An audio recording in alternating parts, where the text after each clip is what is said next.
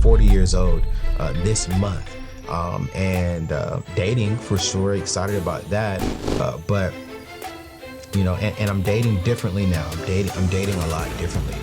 But a lot of you all who are watching me right now are living with your boyfriend, living with your girlfriend, and living with your partner. And I'm not knocking you at all. But here's my concern. Have you had a conversation about money? You should start saving for your wedding as soon as you all start talking about the conversation. You gotta decide together how to allocate money for savings, bills, discretionary spending, and investments. And what I loved about when I really look at these couples and when I'm mentoring couples is they're not adding on new debt, they're adding on new money. The reason why I made this last because a lot of y'all do this first. Before you have a plan and a strategy for life, you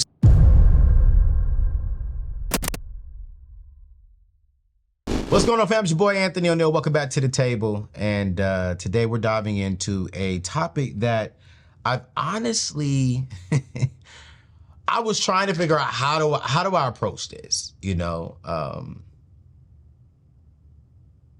How do I approach this topic as a single man? Because I want to make sure that I'm not giving relationship advice. Let me say this up front. This is a show that's not relationship advice. It's not marriage counseling, relationship counseling, not at all. But we're going to dive into a topic that's crucial for every couple out there when it comes to money. I've had a lot of couples come to me for money advice and how to deal with their money. And did you all know, did you know that financial issues are one of the leading causes of stress in relationships? It's not the leading cause in divorce. We always see on the top of it, like money is a reason for divorces in today's America. No. It's not that really, that's not really the case, right? It's really not the case. It's just a lack of clarity and communication and clear direction of what we're doing with the money. The majority of couples that I meet with, they're making a lot of money. They're making good money. But what they're doing with the money is the problem. In fact, studies show that nearly 50% of couples cite money as the primary cause of their arguments. But here's the truth. It really doesn't have to be this way. Again, this is not relationship advice. I'm not giving this today. I'm specifically talking to money when it comes to when you're dating, when you're engaged, and when you're married. You see, when couples get on the same page, AKA the same vision about their finances, keyword there is vision, they not only reduce stress and arguments, but also build a stronger, more united marriage, partnership. By openly communicating and setting shared financial goals, not one, and y'all just do them over here separately as a unit. No. Shared financial goals. Couples will create a solid foundation for their future. Whether you're just starting out or having been together for a while now, understanding how to manage money together can make all the differences in your marriage. So in today's show, I am going to share some powerful tips on how you and your partner, right, can achieve financial success together. The Bible says when you get married, you combine as one. The key thing that I'm seeing in today's day and time is that people are getting married, but they're staying single and operating singly when it comes to their finances. She has one vision. He has one vision. She wants this. He wants that. But then yet y'all have kids together, but y'all can't get on the same page for your kids. We're going to talk about when to start discussing money, right? How to set and achieve your financial goals, and the key habits that will help you build wealth as a team, not as but as a team. So we're about to get started. I definitely want to get into it, but before we get into that, I want to thank our friends over at Bethel Tech for sponsoring today's show. You know, the leading industry, career field that is creating net worth millionaires is the tech industry. And man, I'm seeing the rise of Black people getting into tech who are making anywhere from $80,000 to $250,000 to $300,000 a year, and they're turning themselves and making themselves into net worth millionaires because of the tech industry. Listen, there isn't a company out there in the world that is not tech. Amazon is tech, McDonald's is tech, Walmart is tech, Apple is tech, you name it. I am tech, right? So we need more tech people, specifically Black people, people of color, brown, Black, you name it. We need to be into that. And my friends over at Bethel Tech have partnered with me to make that happen. So I want you to check out this quick commercial. Let's dive into something exciting. Bethel Tech's micro-credential program. Just 15 weeks and you're on your way to mastering in-demand tech skills, setting you apart in today's competitive job market. And the best part, it's all online, 100% online and fitting perfectly into your busy life. Bethel Tech isn't just about tech skills, it's about growing your character through spiritual mentorship and faith groups, shaping you into a Christian leader in the tech world. You'll learn from industry experts geared towards your success. What about landing your dream job? Bethel Tech's graduates are making waves at companies like Salesforce and Dell.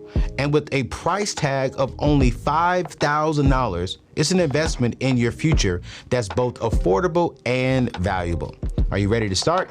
With multiple start dates, there's never been a better time. Visit AnthonyONeal.com/Bethel. Again, that is AnthonyONeal.com/Bethel. And step into your tech career with confidence and character.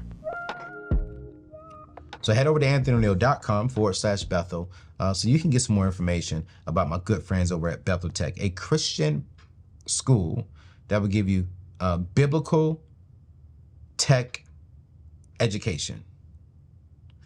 I love it. I love it.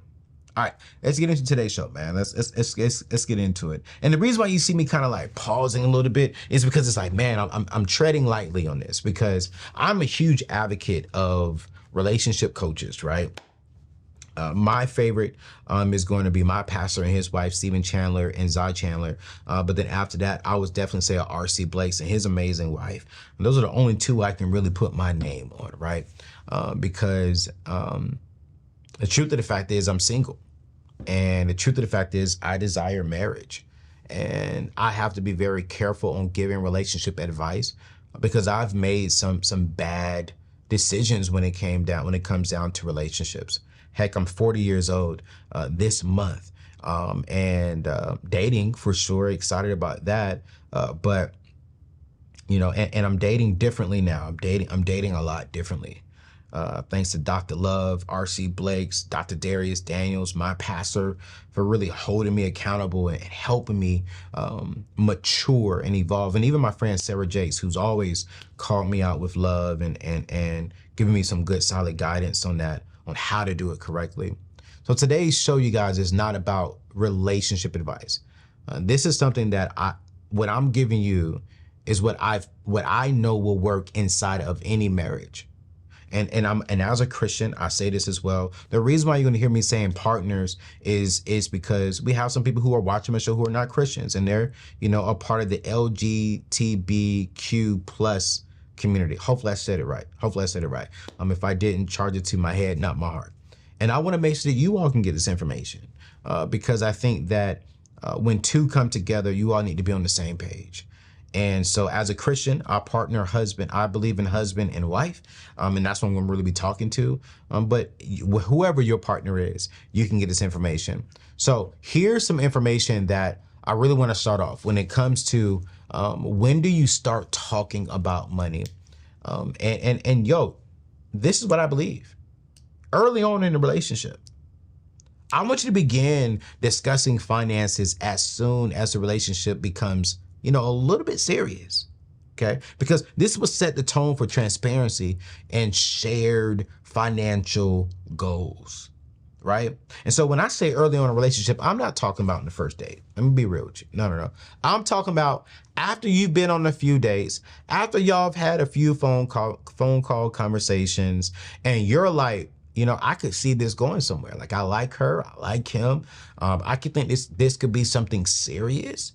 Hey, man, listen, there's a certain way that you can start bringing up finances without asking a man for the credit score, without asking, you know, the woman how much money she got in her savings account. There are ways, and I have a free ebook that we're going to put inside today's show notes as well, to where how you can bring up the conversation around money, you know, while you're dating, because I do believe that you should not get into a relationship, right, before any any major commitment, which leads me to number 2. So I want you to have it early on in a relationship, have the conversation early on in a relationship. And how you do that, we'll put that inside of today's show notes. I have a free 10-page guide on the do's and don'ts of talking about money early on in a relationship. We'll put that in today's show notes. And here are the right questions and here are the wrong questions. But here's number 2, before major commitments. Like, I want you to have this conversation about money before any major commitment, before engagement, before a serious relationship, and really before making any significant financial commitments, right? Now, listen, again, remember, I practice Christianity. I will not be living with my wife before we get married. I don't believe in that. But a lot of you all who are watching me right now are living with your boyfriend, living with your girlfriend, and living with your partner. And I'm not knocking you at all. But here's my concern. Have you had a conversation about money? I didn't say you all should combine your finances. Do not do that until marriage. But if you're living together, you all should know, how much money do you make? How much money do I make? What is your credit score? What is my credit score? You know, where are we financially? How do you think financially? And I would have hoped you all had this conversation before moving in with each other. This is why I say, before you get into a serious relationship, before you call each other boyfriend or girlfriend, you see me doing quotes, because I don't believe for Anthony ONeal, I can't call my woman my girlfriend because she's not a girl. I'm 40 and she's not just my friend. So she's not my girlfriend. But for today's conversation, that's what we call it, right? This is my boyfriend, this is my girlfriend, cool, great. And whenever I have a woman, this is my lady and this is my woman, right? But before I get into a committed relationship, you know, I do want to have a serious conversation about, hey, are we even on the same page financially? Outside of finances, I want to talk about, are we on the same page spiritually? Are we on the same page with how we desire to raise a family? And are we on the same page with our finances? And we tend to shy away from the conversation of finances, you guys. This is not good. And we can't shy away from that. So when it comes to when should you start talking about money, number 1, early on in a relationship, right? Number 2, before any major commitments. And here's number 3, you got to do regular check-ins. You got to establish a routine for regular check-ins, financial check-ins, to discuss budgets, goals, and any concerns. You have to. Now, I've had an opportunity, right, to ask a lot of couples who are successful. And when I say successful couples, here's what I mean. They're not perfect. I mean, these are couples who've been married for 15, 20 years plus, right? These are people who said that they had financial hurdles, but they got over them and they haven't had financial hurdles since then. And so I've been able to study, you know, these people to make sure that what I'm teaching is honestly 100% correct. So I'm going to give you some key things that you need to be doing in a relationship when it comes to money. And if you two can get on the same page with money and get this, what I'm about to give you today, I promise you, you will supersede a lot of your friends because you two are going to be on the same page financially. Here's number 1, you got to establish open communication. And I mean this, right? When I say establish open communication, you got to be transparent from the very, very beginning. You got to be open about your income. You got to be open and honest about your debts. You got to be open and honest about your spending habits. Anthony, what do you mean by spending habits? You may be the spender. You may be the saver. Anthony ONeal will be the saver in the relationship. I know that. I'm called cheap all the time and I have a lot of nice things, but I indulge on things like home, cars, vacation, but I don't need a lot of stuff. Like, I am the saver. My friends clown on me every single day, but did you really just have to pray over a $100 item? I sure did. Did you just have to budget for that? I sure did. But when I get married, I got to be honest and tell my wife, hey, I'm the saver, but she may be the spender. And there's nothing wrong with that, right? And when I say transparency, we have transparency by simply having regular discussions about money. So even when you're dating, even when you're in a serious relationship, and especially when you're married, you should schedule regular money dates to review finances and adjust plans. With me right now, with me just dating, I want to have those kind of meetings. I want to know, like, babe, what are your business strategies? What are your savings goals? Like, I want to keep up to, I want her to keep me up to date on those goals, on what is she's doing. I want to be able to keep her up to date on my personal goals and have her hold me accountable. But I want to be transparent and honest, and I want her to feel safe to where she can be transparent and honest. And here's what I love.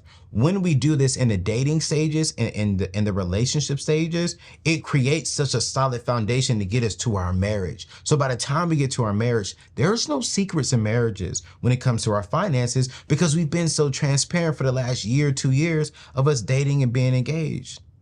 I can't tell you how many couples I have literally counseled, and the man found out she had $40,000 in debt, or the man found out that she had $40,000 sitting in another savings account. The man found out she had her own financial goals, or vice versa. She found out some things about him financially that she didn't know. And it all started because they weren't transparent and honest in the very beginning, which leads me to number 2. You guys got to set shared financial goals. And these could be short-term goals. Plan for your immediate needs, such as your emergency funds, your vacation time, home improvement. If you're dating, this looks like, hey, we want to go on a vacation for the summer months that's coming up here. Let's set aside, babe, into, our savings account, our own personal savings account, just $500 or $1,000 each, so we can have a great time on our vacation. If you're married, hey, we want to take our family on a vacation. Let's set aside money for that inside of our savings account. But this also can include your long-term goals, right? Discuss retirement plans, home ownership, investment strategies. Watch this, marriage. If you're dating someone and you all are, engaged, or you're talking about marriage, you should start saving for your wedding as soon as you all start talking about the conversation. Go open up a savings account together that none of you all have a debit card for, and say, you know what, babe, we're going to be intentional about saving towards our marriage. And we're not going to borrow any money. We're going to put money into that. If our parents want to put money into that, and that's our marriage fund. That's our long-term goal fund. That's actually like short-term, long-term, half-term type goal, right? But you all have to come together and have a common shared financial goal, AKA it has to be a clear vision on where we're going and why are we going there. Which leads me to, the number 3 thing, which is you got to create a joint budget. Now, this is going to be for your married couples, right? You don't need this when you're dating because you're not combining your finances.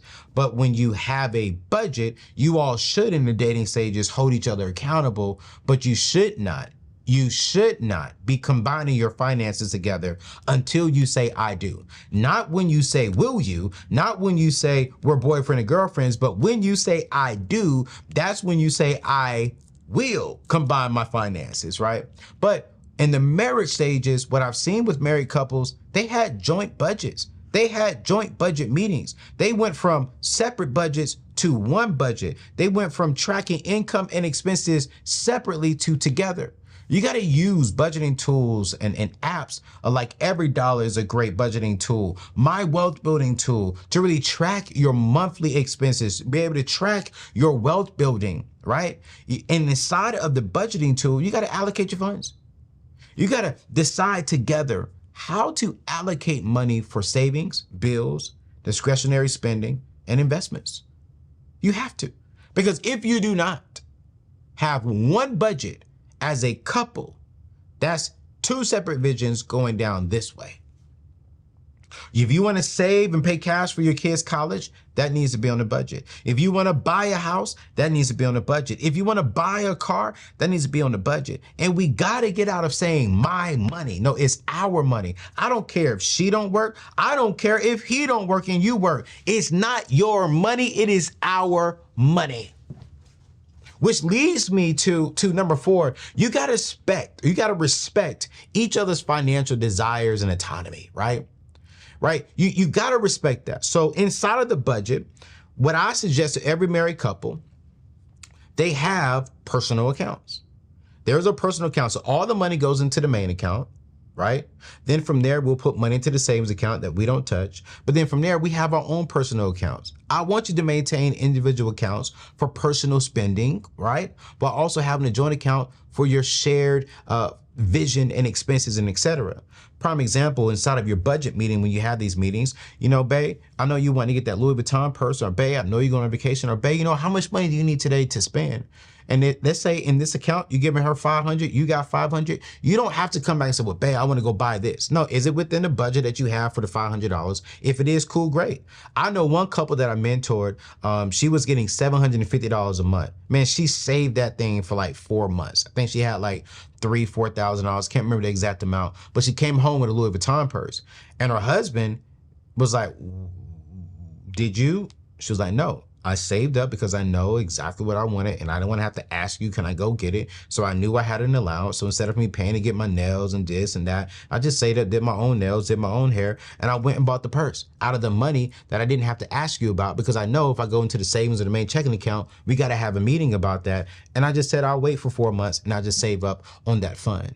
So there still is a level of like, okay, you can still go do what you want to do with the money that we've set aside for you to do. If you want to go buy a purse, if you want to go out to eat, if you want to do this, hey, that's in your funds.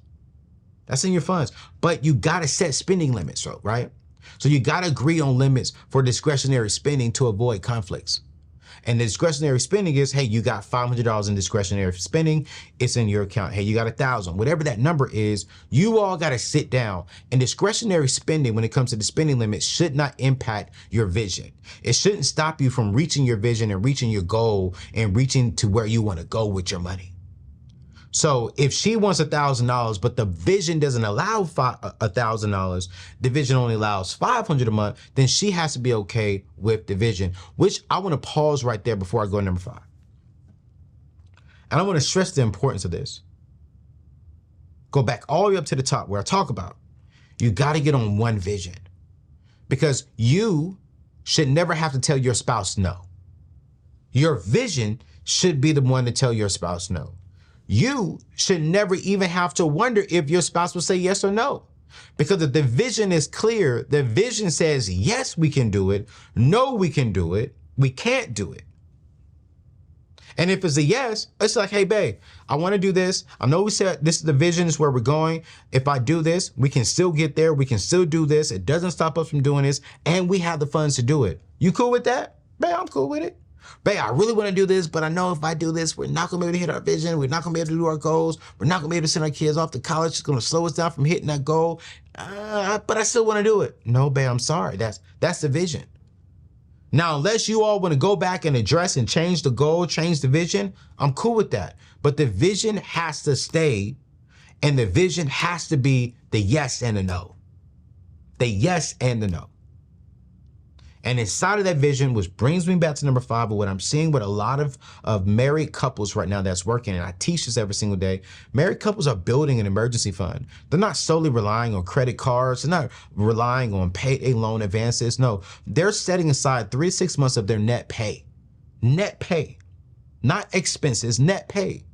Because they understand that life will happen. If I got kids, she will get sick, or if I got kids, something may come up with their school, or car may break down, or something may happen. So they have 3 to 6 months of their net pay, and it brings so much of peace and freedom knowing that we got 3 to 6 months. To be honest with you, what I'm saying, the average number was right at 5 months. They have 5 months. I suggest aiming minimum 6 months. Goal is a year. I set aside a year of my net pay because I want to be able to flow and do the things I need to do. But the bare minimum should be 3 to 6 of your net pay. But I am seeing married couples who've been married for a long time, there's a level of peace when they were at 5. So that's what I would highly recommend. Bare minimum 3 to 6 months. Also, I saw that they really took control of their debt, right? They got on a plan, they got on the system, they got on the strategy, and they eliminated their debt as quick as possible, and they took back control of their finances. And what I loved about when I really look at these couples and when I'm mentoring couples is they're not adding on new debt, they're adding on new money. They're not adding on new debt, you guys. They're adding on new money. They are committed to living within their means and avoiding debt. And they are attacking a strategy that's going to build them wealth. Which leads me to the number 7 that I saw, right, is they are in learning how to invest together I was sitting down with this one couple, man, and they were so excited because I could tell their excitement of how, man, we did this. They first got married at about 27. They're now 49 now. And when they got married at 27, they attacked their debt. They was following Dave Ramsey years ago, and man, they was like, "Yo, man, we love what you're doing. How about Dave?" And and they eliminated the debt at 27. Now they're 49, and after they eliminated their debt, got their 3 to 6 months of their, at that time, expenses. But now that they follow me, they're now going back to putting at least 6 months of the net pay inside of there. But they went out there and they maxed out all their retirement accounts, maxed out their HSAs, their health savings account, maxed out on their 529s, not really maxed on the 529s, but started investing into their 529s for their kids. Now they're into real estate. Now they're even into content creation. And with all their investments at 49, if they keep going the way that they're going, by 57, their investment accounts would generate about $300,000 a year in compound interest. They will never have to work again because they'll have their mortgage paid off by then. They eliminated all their consumer debt. They're living way below their means. They didn't go buy a big old home. And what was so cool about that was they saw my video when I said I was about to buy a $3 million home as a single man that was 10,000 square feet. And I said no. I said, because I can take that money, invest into this building that I have that will generate more money for me, and go invest into other rental properties. And that's what I did. And they did the same thing. They didn't move from their house. They was about to move. They were looking for a home. They already got pre-qualified. And it was like, yo, when they saw that video, they was like, no, man, we want to invest. Like, how do we invest like AO? How do we live below our means, take our margin, and use our margin to multiply? They invest into their retirement accounts, their 401ks, the IRAs. I mean, they went all the way in. They diversified their investments. And I loved it. Listen, I can't even tell you the excitement that I had. And a lot of you all are watching right now, and I'll have Michelle put this on the show notes saying, man, how are you meeting with these people? Well, we're starting to bring people to the table where we can go through your budget, go through your goals, and have an honest conversation. I'll give you my honest advice on the show. And if you want to be on that show, if you want to be on Build Your Table with Anthony ONeal, I'm going to put that link in the show notes. You can fill that out, fill out the questionnaire, and Michelle will give you a call, and she'll schedule a time for you to come in. We can't get to everybody, but we'll give you a time to where you can come in, and we'll just go through your numbers. And I'm gonna be honest with you, with love. You may not like some of the answers, but with love, I want to give you a plan and a strategy on how to get there. And I promise you, it's gonna be absolutely amazing. Here's one of the last things that I saw. I got 2 more things I want to go through, but here's one of the last things that I saw that really made me excited about this, is that I saw couples educating themselves together. Like, they took time to listen to my podcast. They took time to listen to Dave Ramsey podcast, your Earn Your Leisure podcast, right? They took time to sit back and get the education as a couple. AKA, they took time to really get financial literacy. I'm seeing that successful couples are continuing to educate themselves about personal finances through books, podcasts, seminars, courses, classes. Not only that, but they're getting professional advice and sitting down and getting an actual financial plan put together. And this is so important. If you go to anthonyoneal.com/get-my-plan, I've partnered with a company that will sit down with you and your spouse, and they will give you a financial plan. The reason why these successful couples are really winning is not because they're just listening to my podcast, but because they're sitting down with a financial planner, a certified financial planner who's asking them all the questions. And they're sitting here saying, hey, what do you want to do? Where do you want to go? And they're getting the plan, and they're following the plan and the strategy. So they're not just getting the information, but they're getting the plan as well, and they're sticking to the plan. And some of you do not have a plan for your money. You have goals, you have dreams, you have hopes, but not a strategy, not a plan on how to do that. And I want to give you a plan by simply going to anthonyoneal.com/get-my-plan, because I promise you, if you get that plan, it's going to be refreshing to know, here's my navigation system. I'm going the right way. I'm going to be good. My family's going to be good. My kids are going to be good. All right. Let me give you the last 2 real quickly, and I'll get out your way. If you're going to be successful in relationships, you got to plan for major life events, your children's education, insurance.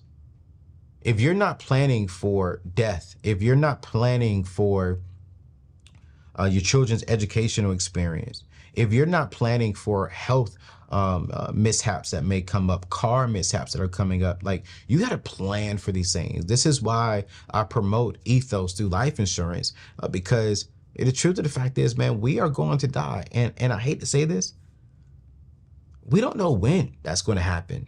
You know how many people woke up feeling 100% good and didn't go back to sleep? You know how many people went to sleep feeling good but didn't wake up, unfortunately?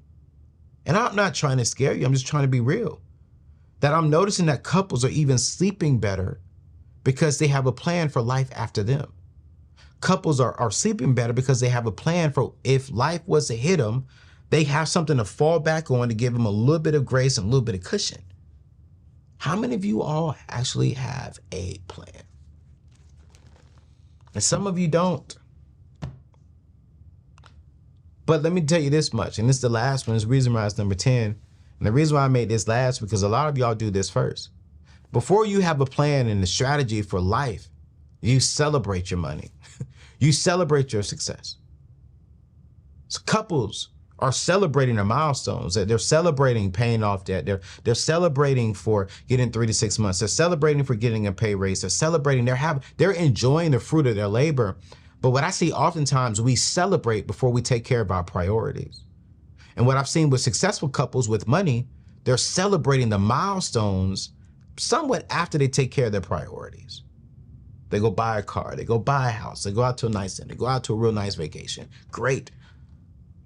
But before they're doing all that, maturity sits in and says, yo, let's take care of the responsibilities. Listen, if you really want to be successful as a couple, I promise you this much. You want to follow these. And I'm going to do more shows like this. I think I'm going to bring on a couple and do like a session with them, because this is very, very important. I think that if we can get that information now and apply this now while we're dating, we'll be all right. All the free tools and resources that I mentioned today's show, we're going to mention inside of, we're going to put it inside of today's show notes, so that way you can go and click on those links. And I want you to get this information. I promise you, you'll thank yourself later for getting this information now and starting to have the conversation while you're dating. Listen, don't have this conversation on date 1, date 2, date 3. Have this conversation when you all both realize that, yo, we are serious about each other and we do want to look into it. And I'm praying for you. I think finances, when you all know you're on the same page financially, I think y'all will get married quicker.